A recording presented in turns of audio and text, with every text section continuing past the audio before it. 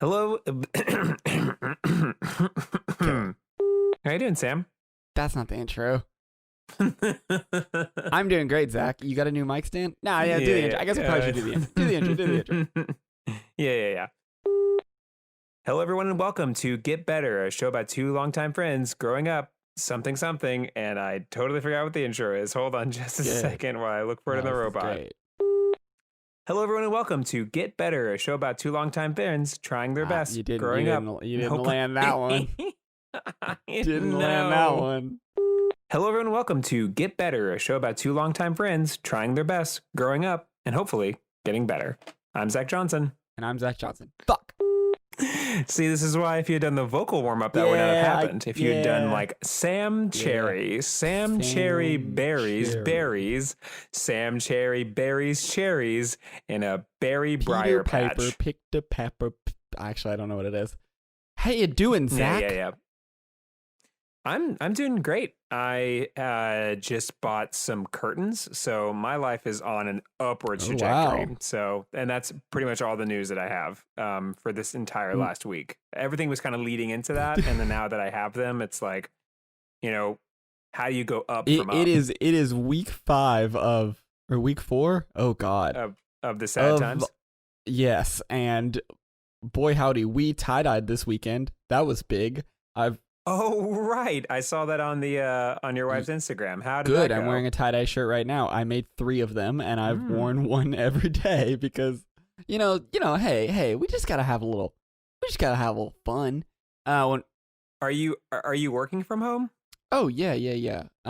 So it's like every day in the office is fun day now. I'll tell you what, I really like it because I'm happily married. But yeah, it's been 4 weeks of this is midway through the 4th week of working from home, and I mean for the foreseeable future. I think, look, if we like to go back to my hot takes of it's just the flu, I'm obviously very qualified to talk about this, but I get the feeling, I have a feeling in the water that, like, oh God, see, now as soon as I say this, No, what you should say is the tape they're gonna play back.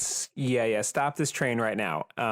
What you should say, because you're in a lose-lose situation. I am. One, either you're wrong and it goes on like forever. Sure. Or you're like wrong and insensitive. I get you're like lose-lose. Let me give it. But you could be right, and then you could win it out, which kind of goes back to our gambling thing we had last week. Sure. Like this is a good gamble. Let me put it another way.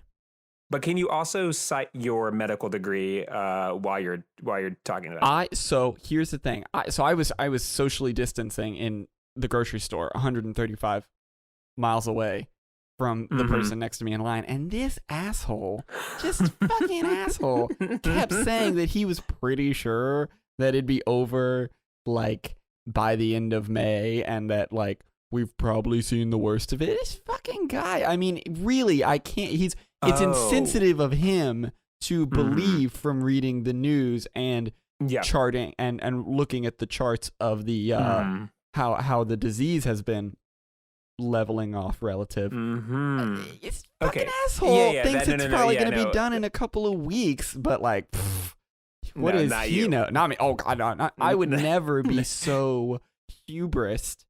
So this guy was checking out in front of you, and he was perusing the zero bars and the Tic Tacs, and then he was like, this is as good a time as any to start a conversation with the guy behind me, and I might add a little bit of problematic flair into it as well. Yeah. So first he gave me a lot of opinions about Mongolian people, which was very problematic. I didn't even mention it, but yes, you got it right on the nose. He had a lot of opinions about Mongolian people, and that was troubling. But then he did tell me that he was pretty sure that like we're probably at the worst of it and it's gonna get better a lot quicker, because he's been looking at Get Better, the name of the show. But he's not affiliated with the show. But if you look at the number of new cases per week, once it gets contained, it drops off pretty quickly. I wouldn't know anything about that because I'm not an asshole. But this asshole thinks that, like, I don't know, we got like 2 more weeks of real lockdown, and then maybe, things will start lightening up. Yeah. But I wouldn't say that. No. And absolutely not, because like, why would you? That would be horrifying. That would be a horrifying, offensive thing to say. So I like that you also included his rant about the Mongolian very people. Just, problematic. add some flavor text. Because I don't even have any opinions. That's how like woke I am. Or maybe I am not woke. Oh no, you don't see nation states. No. None of them. So that's where we're at. We've been here for about 4 weeks, and according to the very racist man at the grocery store, probably maybe like 2 more weeks of really being in the house. But we tie-dyed, and that was a lot of fun. It was a lot of it was a good little craft. I'm gonna start brewing my own beer. Oh no! I know. Oh no! I know. So that's where I'm at. I think I may have told you this. I made a cheesecake, and I think that's as far as I'm going. You never got back. I know, Yeah. Like, I know that, like, I think the hot new thing is if you're not crocheting, you're making your own bread. Sure. And, like how far down the rabbit hole are you going to go? Like, the other night, I decided to, like, play my own game of that. Sure. And I have, like, so much excess flour and so much excess like butter from the cakes I've been making, and just handing out to people because I need an outlet. I just need someone to know that I made a cake, and it doesn't even matter. It's not even for them. It's more for me to just get out of my house. So I have so much excess flour, so I decided to make my own crackers for soup. Yeah, and then, like, I didn't even know that was possible. Funny enough, I've been making my own soup. Oh, now my gosh. Wait a minute. This is the collaboration that we've been looking for. Yes. Audience, I'm gonna kind of go behind the veil for a second and let you guys know that Sam and I have been brainstorming how do we break out of podcasts. Like, this is very clearly a trajectory for us, and it's like one of those things where people are gonna go, oh my gosh, those guys also do a podcast, but their main thing is like X, and I think our main thing might be this. So continue. Well, I see. The only problem is I had all these crackers and I needed soup material, so I sold all of my I was bartering. Oh, so no. Nashville is it's a bit of a gift of the Magi situation. So Nashville has become kind of a wasteland of like a Mad Max Fury Road type place, and so I've been bartering with the local tribes at a safe distance. We just sort of chuck it like a football. And I sold them all of my crackers so that I could get meat and potato. Speaking of going down the rabbit hole, we have also, the reason I need to brew my own beer is because we've also been building an underground bunker underneath our house so that we can sort of form a kind of mole person society. Because I'll tell you what, the surface world has gotten out of control. So I'm glad you've got crackers, because maybe eventually we can dig a tunnel 135 miles, and by that point all of this will be over, or never be over. It's unclear to me. Well, here's the thing about that, and I think it's really interesting. And I cannot emphasize this enough, how much what I'm about to say is not a joke. Okay. John Quincy Adams, famous for being a president. He believed that the Earth was hollow. That there was no middle part of the Earth. And I don't know exactly where this came up, but it was like through that line of thinking that he also thought that there were people in the Earth. There were hollow people, like mole people. There were mole people. He thought there were mole people, and he wanted to like barter and trade with them. So, I mean, and once again, like, not a joke. Like, you can look up like John Quincy Adams mole people, and while you're there, look up John Quincy Adams alligator, because that guy had a pet alligator that he would just walk around Washington, D.C. like halfway as a joke, but also like how much of it is a joke, Like, it's like how many hours of the day, even like days of the week, is it fun you have an alligator before it's like, okay, I have to go home with this thing, and like Seinfeld doesn't exist yet, so like I'm going to be taking care of this alligator for like a good section of the day. And so it's like, he didn't have, like, a joke would be like, he has it for a week and people think that's funny. But, like, he had the alligator the whole alligator's life. So it's like, I mean, I imagine they got pretty close at the end. I bet he was like sad when the alligator died. Well, maybe it was like a Notebook situation. They died in each other's arms. Have you that considered that? I did not consider that, not one bit.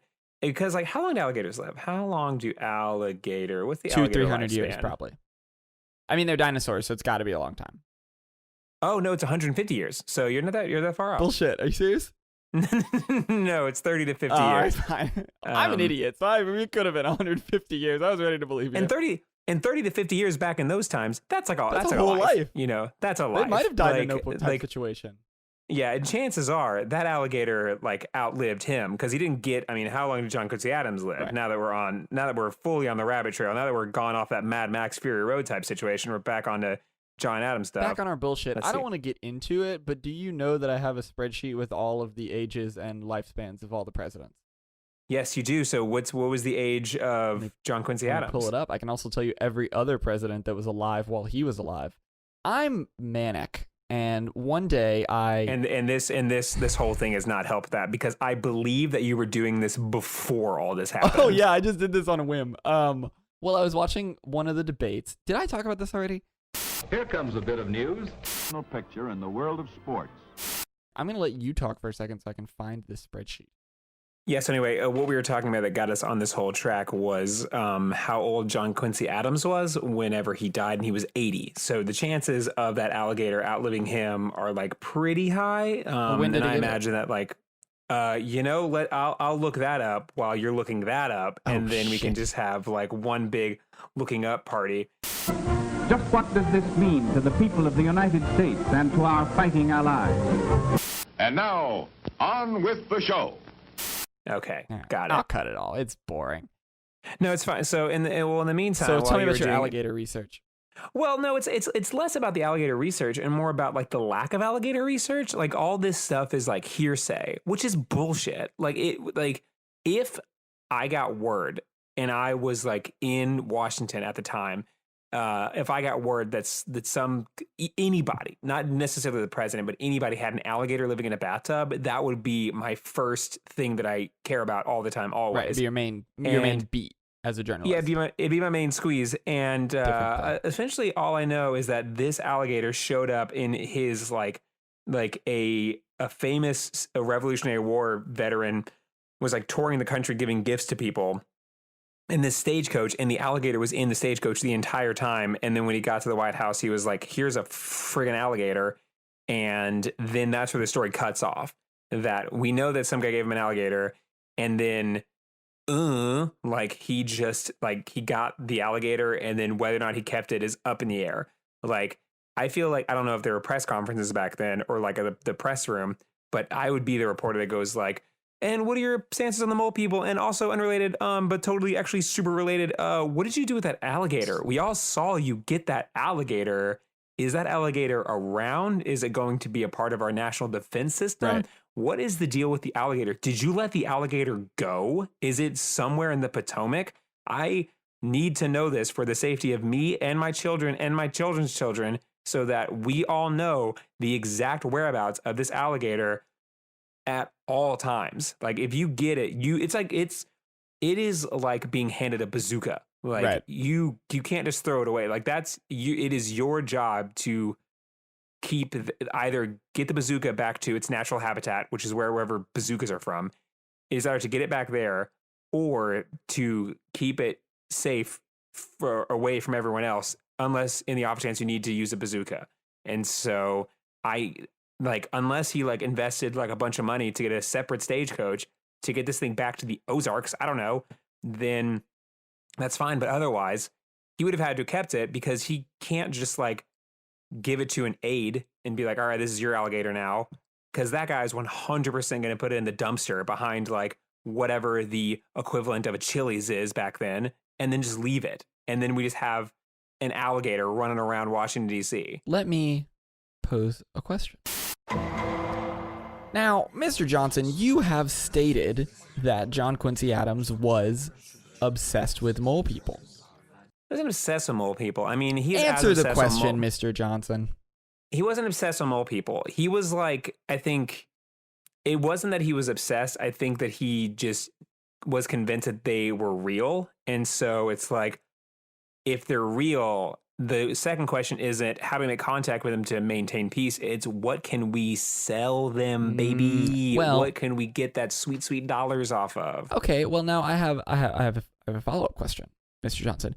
Would you say that American president and war hero John Quincy Adams, you don't know if he's a war hero. You're right, loved his country?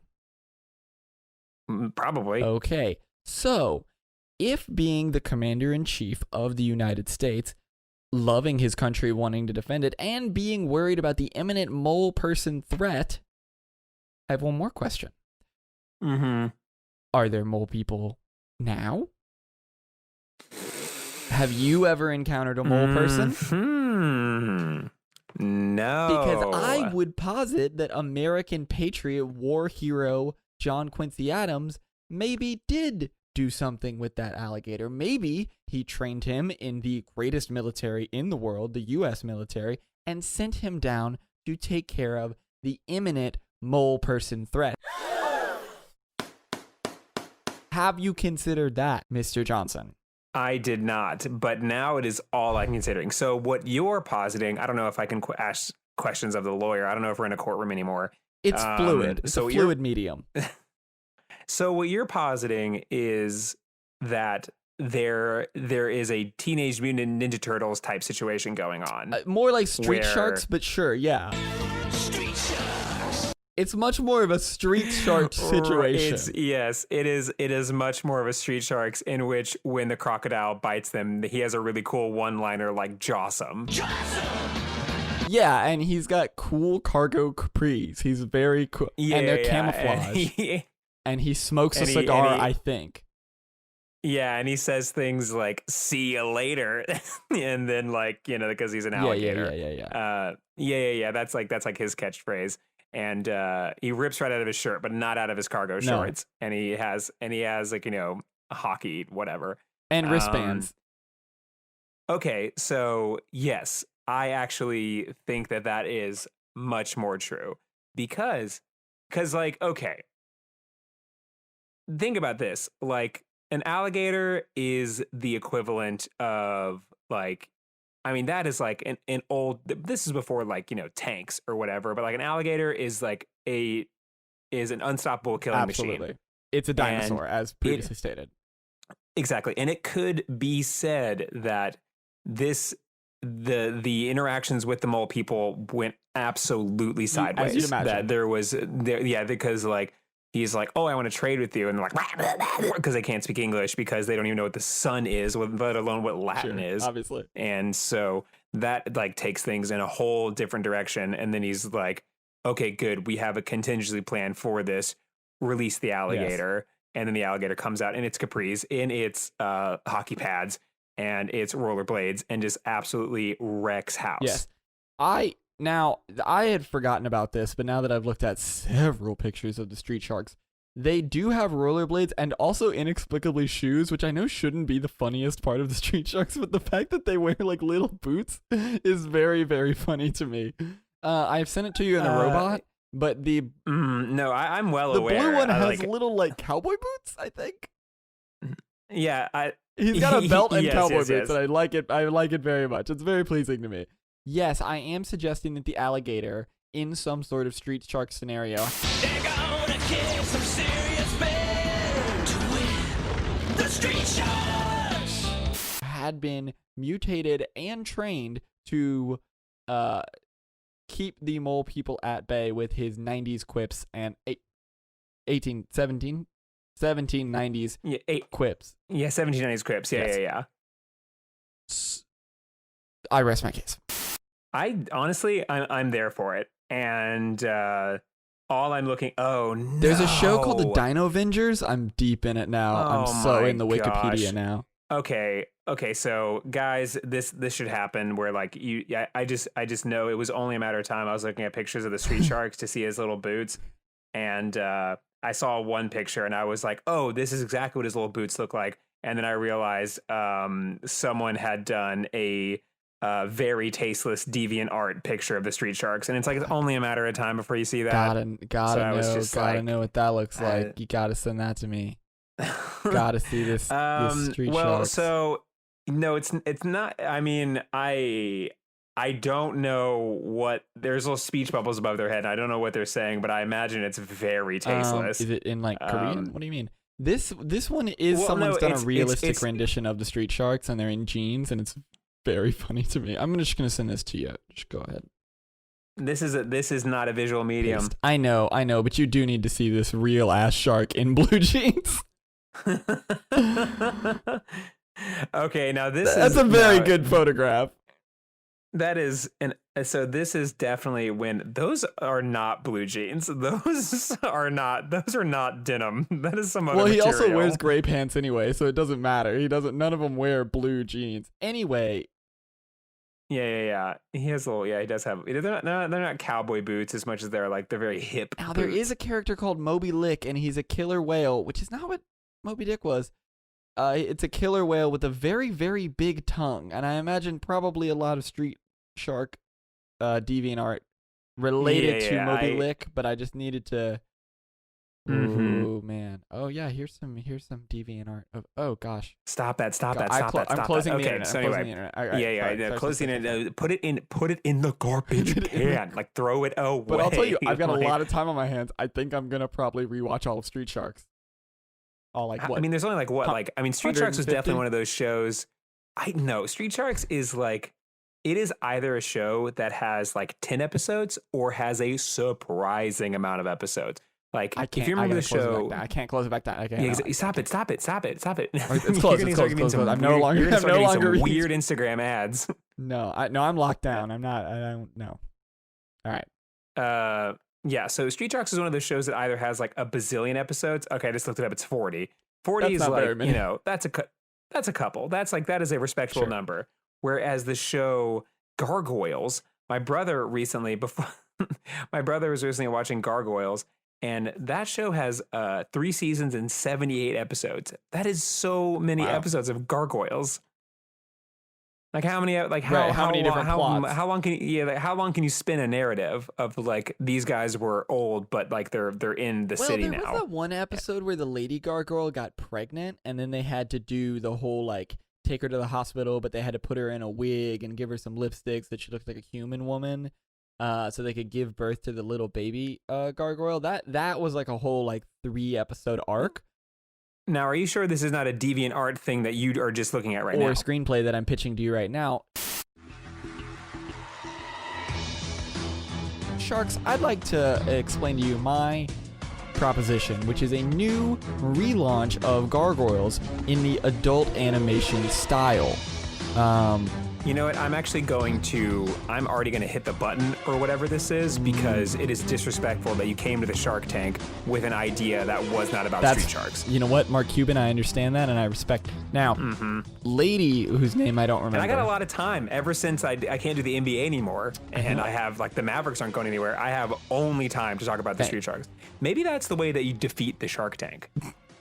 Is with the Street Sharks or with canceling all sports? No.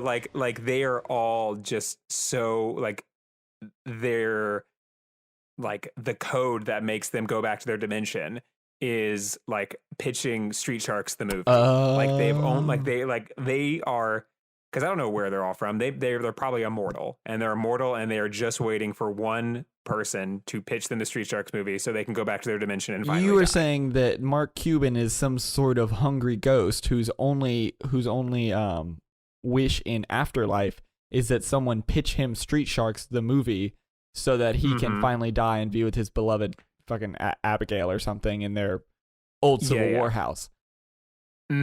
Yes, that is exactly what I'm pitching. Interesting. Now, what do you think Mr. Wonderful's unfinished business would be? I know you have extensive knowledge of Shark Tank, so I just want to know what you... Mr. Wonderful is the other one. The bald one, yes. And, the bald one. He is the one, because every show has to have a bald guy. Howie Mandel, Mr. Clean, there's got to be all one. The shows. All the Street Sharks are bald. All the Street Sharks. I bet one of them has some weird fucking hair. No, I think they're all bald, because I feel like I remember if that is. I'm looking up Street Sharks again. It feels like one of them has to. There's one episode where it's a squid man, and he's just got them long hair. He's like a surfer dude, and he's totally tubular, Yeah. but he's just like but he's also a squid man. I look, the internet is closed. I'm not gonna. This is my pitch for the Street Sharks movie: is they meet Squid Inkerton, the totally tubular surfer dude. Oh gosh, you're sending me images. Is this a street shark with hair? This is a street shark in lipstick. Okay, all right. This is a visual medium. This is what hell is like. What the hell is like, and I'm dead. I'm dead, and there's some sort of fifth street shark. This has all been purgatory, and the only thing that could escape me from this purgatory is this image of the street sharks, and one of them is wearing lipstick. And has metal teeth and some gloves on. Okay. This is the end of time. Well, maybe.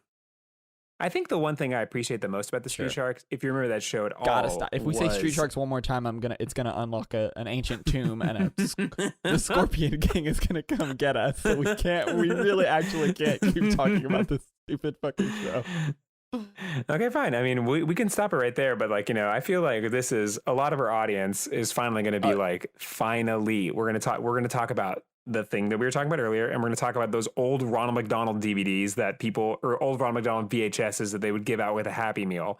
Just like all of these old relics of their past that they have brief memories of, but not enough to piece together anything. That lives right next to Indian in the Cupboard, which is a problematic title. It's tough. It's tough. Yeah, exactly. I don't know exactly what the plot is, but I remember they put a tiny Native American man in a cupboard, and then he became Now, is real. that the same as Small Soldiers? Is that the same? No, Small Soldiers was the other one. There might have been a cupboard in Small Soldiers as well. Who's to say how they became I soldiers, don't remember at all. I have no idea. Here's what I imagine. The three dudes in California that rent a house together and listen to our stupid show on their old garage sale speaker system. I've sort of created some lore from our inexplicable California friends. I'm sure that they have been waiting 34 episodes to hear us talk about this show that has no name. Oh no! This is gonna be yet another unspoken rule that we have on our show. This is the one where we make the next rule. Rule number 3 is we can't talk about that show anymore. We will unlock a Scorpion King. Maybe we can set a quota per episode, but we've certainly met it this episode. This is definitely gonna be a Beetlejuice type scenario. Yeah, it turns out it's 150. If we say if we say this one more time, they actually might show up. They will actually become manifest. They're going to show up, and they are unforgiving gods. They will just start chomping through cars and pavement. It'll be terrible. They're gonna be having all the quips about they're gonna be saying radical and tubular while they're rollerblading roundhouse kicking us in the face. I do not remember anything about a McDonald's VHS, but I did have a Nickelodeon VHS, and it was orange, and it was about a Rugrats movie where they went to Vegas, and it played Kids in America. I have no other... Vegas? They went to Vegas, I believe. They were in the desert, at least, and it played Kids in America, I think. Or maybe, that was one of those previews that happens before the movie. Anyway, it was on a VHS, and I have fond... Coming to own on VHS and video cassette. Coming soon on video and DVD. The Rugrats movie? And their car breaks down. I'm not going to say... This is not going to be another Casino Royale situation where I tell you the plot of a movie I kind of remember. That can't be what our bungalow friends in California want to hear. But... This can be what Chet Ryder and Skylar want to know about. Yes, Chet Ryder and Skylar. They do want to hear about the show that must not be named, but they don't want to hear me reiterate the plot of... Chet Ryder and Skylar are screaming at their garage sale boombox now to get us back on track. Where we're going to talk about this and Rocket Power, but I don't want to talk about rock. I feel like I don't think that's the direction of this episode as we go through all the old TV shows. No, it's not. I'm saying this is what the audience wants. But if we learned one thing from us last week, it is that we do not go for the easy win. We do not go for the lowest fruit. We are trendsetters. We are pioneers, and we are trying to go for the content that you don't know that you want, but deep down in your heart that you need. And that is not the show that must have been named. That is not Rugrats Orange Cassettes. That is not Ronald McDonald Land, and it is definitely not Rocket Power. No, it's not. It's not. So I do slip into a bit of a fugue state every time we do one of these episodes, and then I'm washed with regret as soon as we quit recording. So I actually don't know anything that we talked about despite editing the show. But I'm sure we really got after it.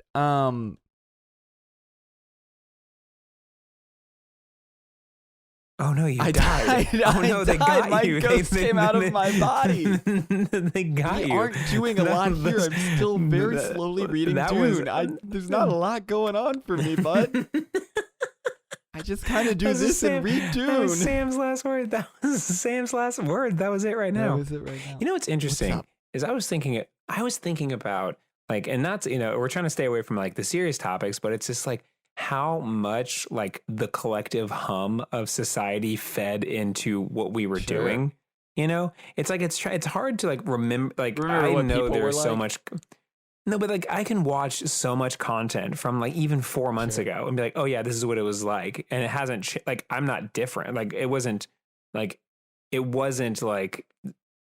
so different, but now it feels like everything is so different. But I was thinking through like how much of my like creative energy or like my like even comedic energy or whatever you're going to call it is so built on the collective hum of like the city or like in the city being like civilization it's like moving. Jazz moving through your veins.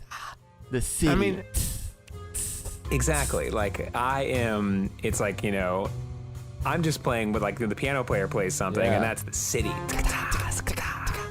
The subway, graffiti, you get it? Yeah.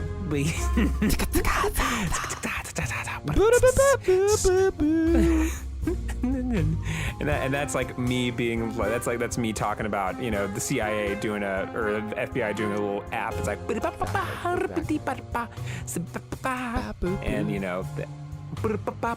I have too much water.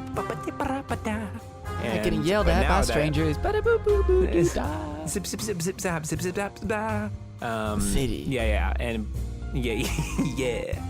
But now it's like I feel like the collective hum of the city is gone, and it's like and my music goes with it. That's kind of how I feel. I'm worried about how well I'm doing, and I know that sounds like a lie of a man desperately grasping onto reality, but I frankly don't notice it, and I think that might be. Here's the thing. It turns out I've been self-quarantining for years, and it's like, what would you be doing if it wasn't quarantine? Probably sitting at my house and drawing. And that is a little upsetting as a way to live, and I now see that. Because everyone's like, this is horrible, I can't leave my house, and I'm like, maybe when all this is over, I should go on walks more often, because I've basically just been in my house for years, and that's been illuminating. Now, of course, I am brewing my own beer. My wife's making her own bread, and we're digging a tunnel to Louisville. So that is...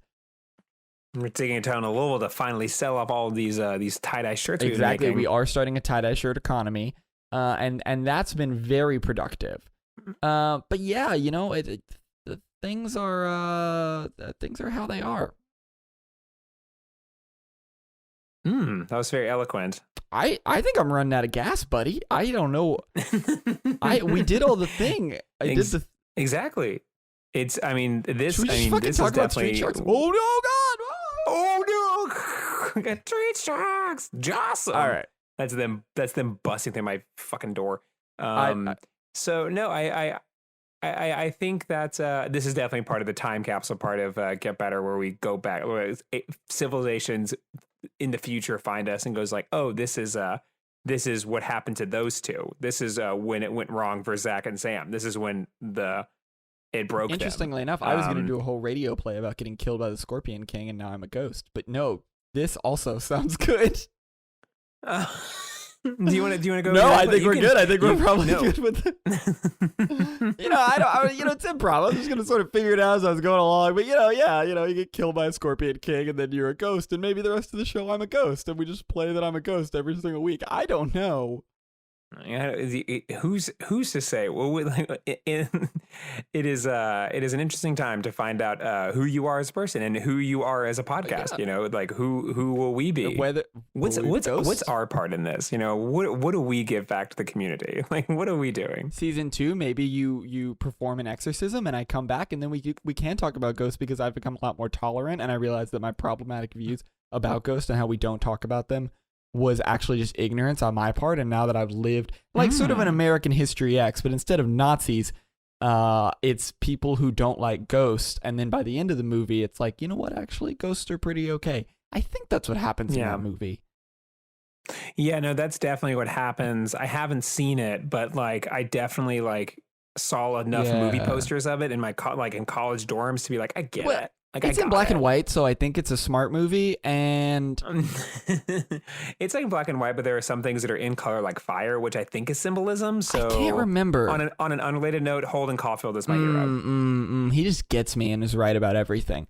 I think there's definitely a demarcation in people when you read Catcher in the Rye and you say, I hate Holden Caulfield, or oh God, I'm Holden Caulfield.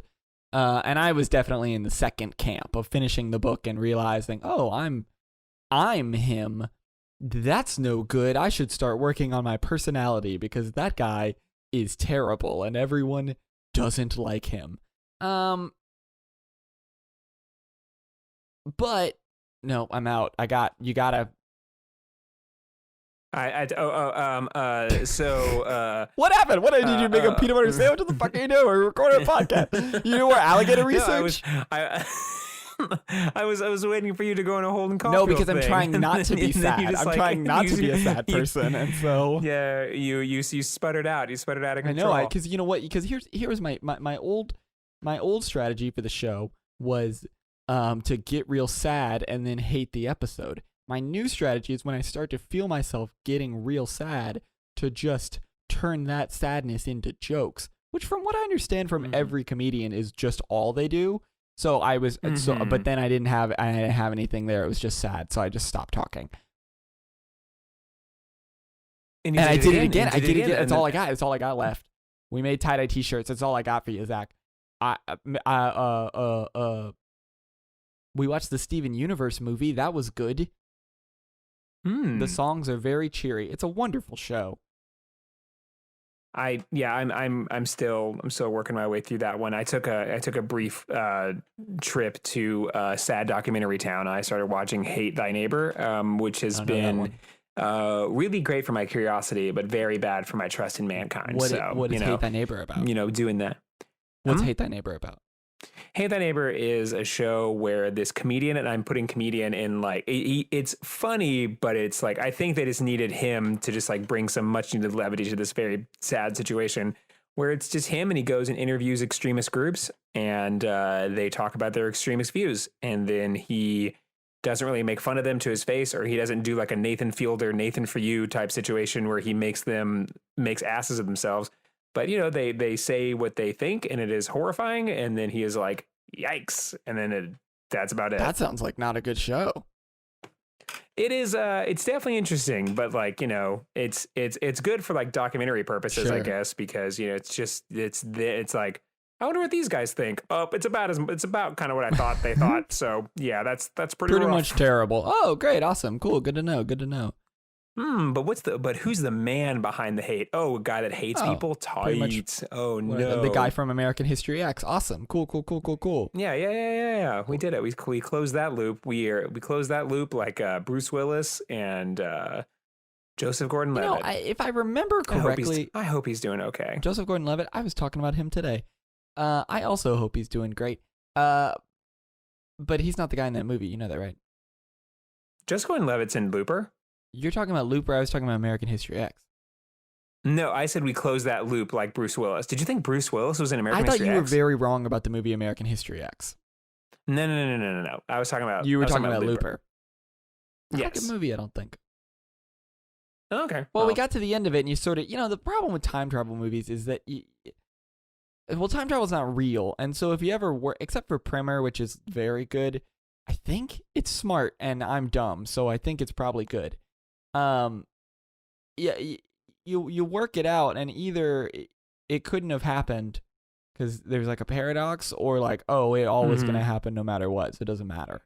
Yeah. And Looper is in the second camp where you sort of walk through the plot. I don't want to ruin Looper. It's an interesting movie.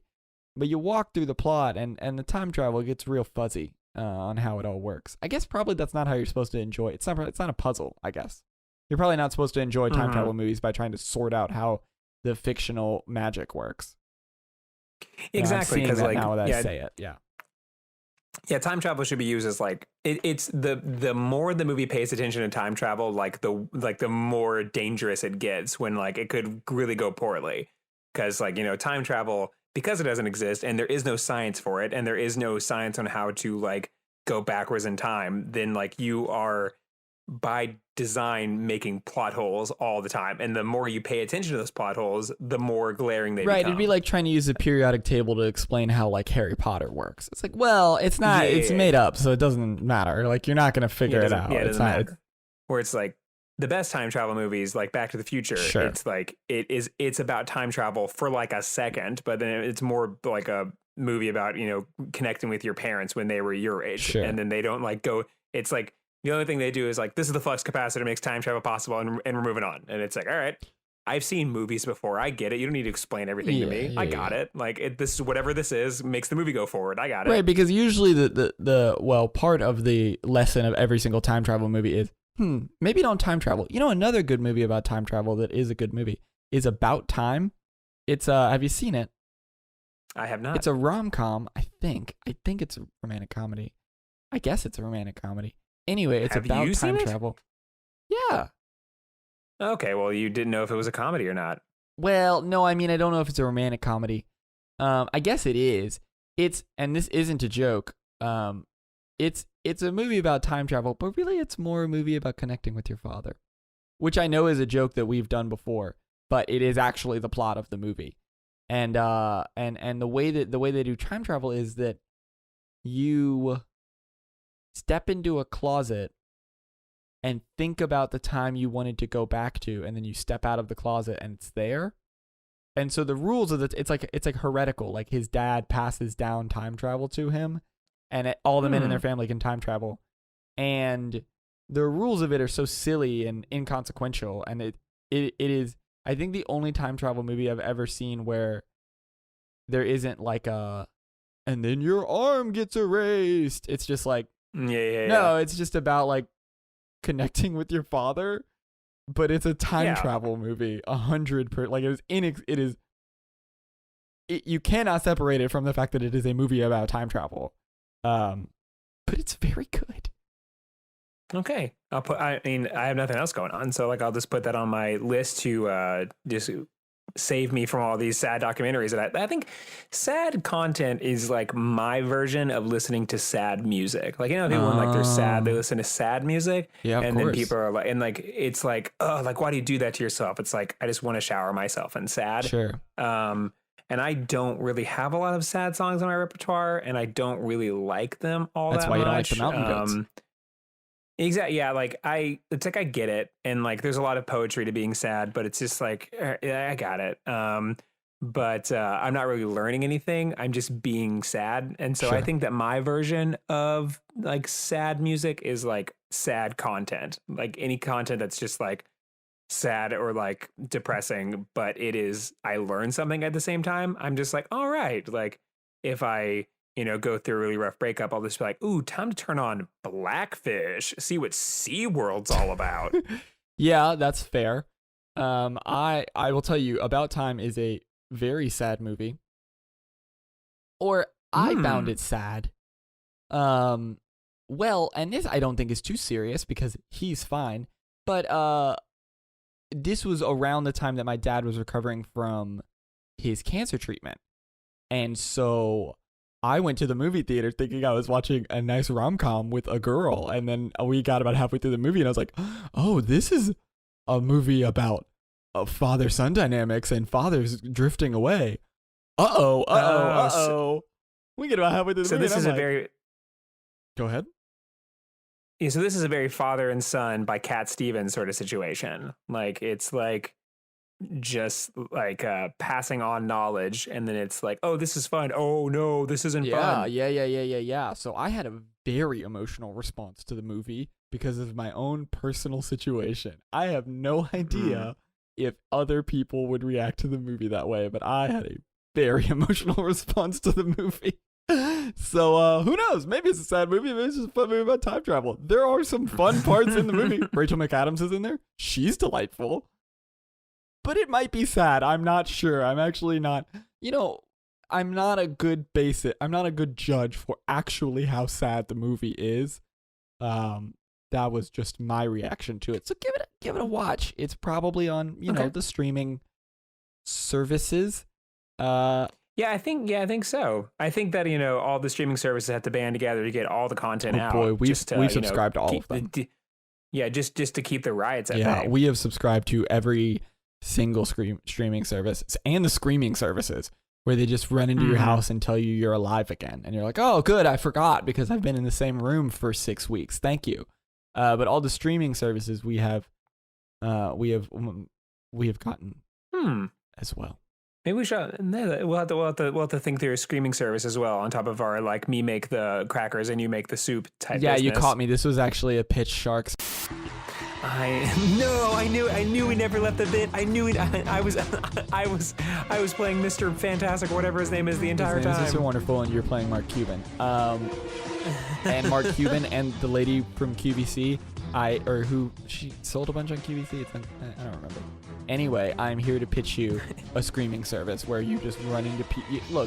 Look, we all know, we all have rich friends in Silicon Valley, Mark Cuban. We all get it, and we all know that there is a common problem.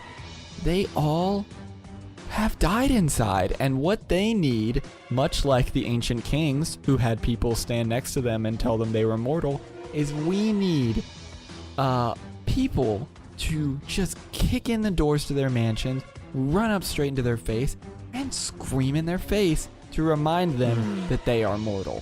And I am proposing a screaming service to provide exactly that. For $25 million, you can get 1% of my streaming service. Thank you, Sharks. Can I get a free membership to the streaming service? Mark Cuban, I will scream in your face every day of the week if you need me to do that. Sold. All right. See you bye forever.